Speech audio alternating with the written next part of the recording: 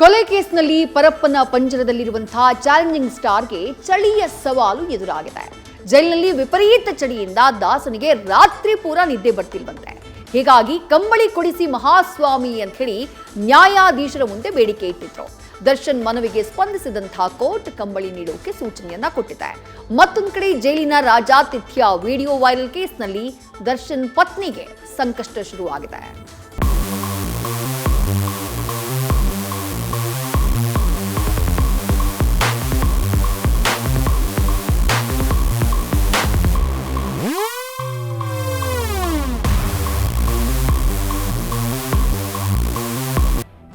ಇದು ನಟ ದರ್ಶನ್ ಅಭಿನಯದ ಅಂಬರೀಷ್ ಚಿತ್ರದ ಗೀತೆ.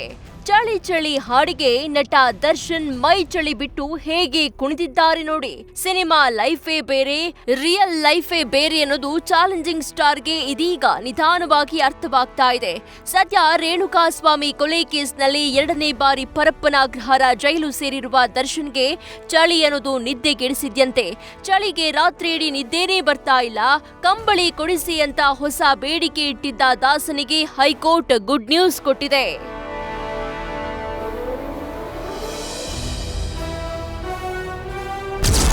ಪರಪ್ಪನ ಅಗ್ರಹಾರ ಜೈಲಿನಲ್ಲಿ ಕೊಲೆ ಆರೋಪಿ ನಟ ದರ್ಶನ್ ಗಡಗಡ. ಚಳಿಗೆ ರಾತ್ರಿಡೀ ನಿದ್ದೆ ಬರ್ತಿಲ್ಲ ಸ್ವಾಮಿ, ಕಂಬಳಿ ಕೊಡಿಸಿ ಅಂತ ಮನವಿ.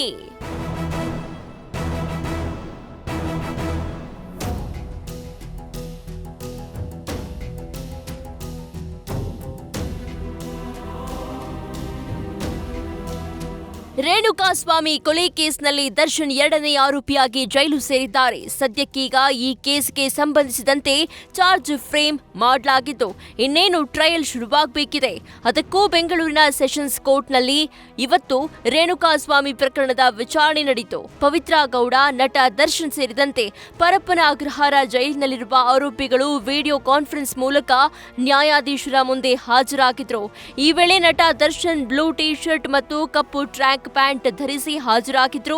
ಈ ವೇಳೆ ಆರೋಪಿಗಳ ಪರ ವಕೀಲರು ಸಿಆರ್ಪಿಸಿ 294 ಅರ್ಜಿಗೆ ಆಕ್ಷೇಪಣೆ ಸಲ್ಲಿಸಲು ಕಾಲಾವಕಾಶ ಕೋರಿದ ಕಾರಣ ಡಿಸೆಂಬರ್ 3ಕ್ಕೆ ವಿಚಾರಣೆಯನ್ನ ಮುಂದೂಡಲಾಯಿತು. ಈ ವೇಳೆ ಮತ್ತೊಬ್ಬ ಆರೋಪಿ ನಾಗರಾಜ್ ಮನೆಯಿಂದ ತಂದುಕೊಟ್ಟ ಕಂಬಳಿ ನೀಡ್ತಾ ಇಲ್ಲ, ಕಂಬಳಿ ಒದಗಿಸಿ ಅಂತ ನ್ಯಾಯಾಧೀಶರ ಮುಂದೆ ಮನವಿ ಮಾಡಿಕೊಂಡ್ರು. ಇದೇ ವೇಳೆ ದರ್ಶನ್ ಕೂಡ ವಿ ಕಾಂಟ್ ಈವನ್ ಸ್ಲೀಪ್ ಮಹಾಸ್ವಾಮಿ ಅಂತ ಧ್ವನಿಗೂಡಿಸಿದ್ರು.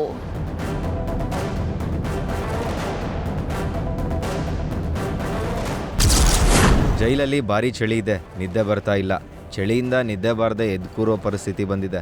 ಬೆಡ್ಶೀಟ್ ಕೊಡ್ರಿ ಅಂತ ಅಧಿಕಾರಿಗಳಿಗೆ ಕೇಳ್ಕೊಂಡಿದ್ದೀನಿ, ಆದರೂ ಅವ್ರು ಕೊಡ್ತಾ ಇಲ್ಲ. ಮನೆಯಿಂದ ತಂದು ಕೊಟ್ಟಿರೋ ಬೆಡ್ಶೀಟ್ ಕೂಡ ಕೊಡ್ತಾ ಇಲ್ಲ. ಜೈಲಲ್ಲಿ ತುಂಬಾ ಚಳಿ ಇದೆ ಮಹಾಸ್ವಾಮಿ, ದಯಮಾಡಿ ಕಂಬಳಿ ಕೊಡಿಸಿ. ಅಗತ್ಯ ವಸ್ತುಗಳನ್ನ ನೀಡೋದಕ್ಕೆ ನಿಮಗೇನ್ ಕಷ್ಟ? ಜೈಲಿನ ನಿಯಮದ ಪ್ರಕಾರ ಏನೇನ್ ಕೊಡೋದಕ್ಕೆ ಅವಕಾಶವಿದೆಯೋ ಅದನ್ನೆಲ್ಲ ಕೊಡಿ. ಅವರು ಮನುಷ್ಯರಲ್ಲವೇ?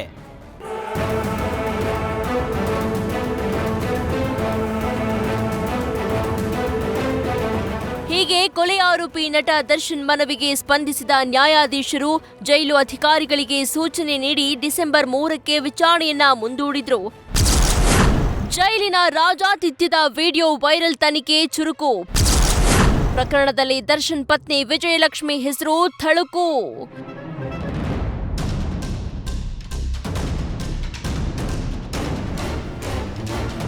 ಕೊಲೆ ಕೇಸ್ನಲ್ಲಿ ಸಿಲುಕಿ ಜೈಲು ಸೇರಿದ್ದ ಪತಿ ದರ್ಶನ್ನನ್ನ ಸಂಕಷ್ಟದಿಂದ ಪಾರು ಮಾಡಲು ಪತ್ನಿ ವಿಜಯಲಕ್ಷ್ಮಿ ದೇಗುಲಗಳನ್ನ ಸುತ್ತಿ ಕಂಡ ದೇವರಿಗೆಲ್ಲ ಕೈ ಮುಗಿದು ಹರಕೆ ಹೊತ್ತು ಪತಿಯನ್ನ ಬಚಾವ್ ಮಾಡಲು ಹೋರಾಡಿದ್ರು.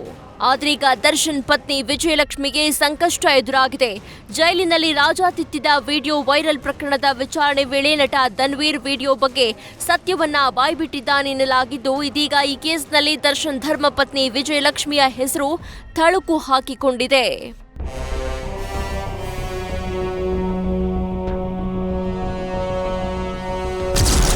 ಜೈಲಿನ ಜೈಲಿನ ರಾಜಾತಿಥ್ಯದ ವಿಡಿಯೋ ಬಗ್ಗೆ ಧನ್ವೀರ್ ಪೊಲೀಸರ ಮುಂದೆ ಸತ್ಯವನ್ನ ಬಾಯ್ಬಿಟ್ಟಿದ್ದಾನೆ.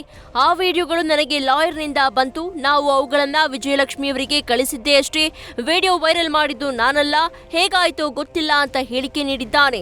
ವಿಡಿಯೋ ವೈರಲ್ ಬಗ್ಗೆ ಧನ್ವೀರ್ ಸರಿಯಾಗಿ ಹೇಳಿಲ್ಲ ಅಂದ್ರೆ ವಿಜಯಲಕ್ಷ್ಮಿ ಅವರನ್ನು ಕರೆಸುವಂತೆ ಹಿರಿಯ ಅಧಿಕಾರಿಗಳು ತನಿಖಾಧಿಕಾರಿಗಳಿಗೂ ಕೂಡ ಸೂಚನೆ ಕೊಟ್ಟಿದ್ದಾರೆ ಎಂಬ ಮಾಹಿತಿ ಲಭ್ಯವಾಗಿದೆ. ಇನ್ನು ವಿಡಿಯೋ ಅಪ್ಲೋಡ್ ಆಗಿದ್ದ ಖಾತೆಗಳ ಪತ್ತೆಗೂ ತನಿಖಾಧಿಕಾರಿಗಳು ಮುಂದಾಗಿದ್ದು, ಈ ಸಂಬಂಧ ಈಗಾಗಲೇ ಮೆಟಾಗೆ ಪತ್ರವನ್ನ ಬರೆದಿದ್ದಾರೆ ಎಂಬ ಮಾಹಿತಿ ಲಭ್ಯವಾಗಿದೆ.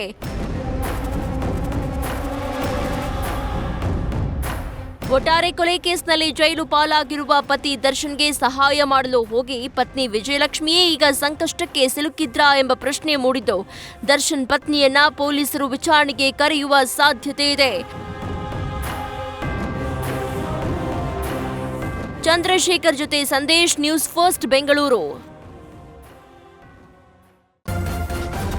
ನ್ಯೂಸ್ ಫಸ್ಟ್ ನಿರ್ಭೀತಿಯಿಂದ ನಿಮ್ಮ ಪರವಾಗಿ.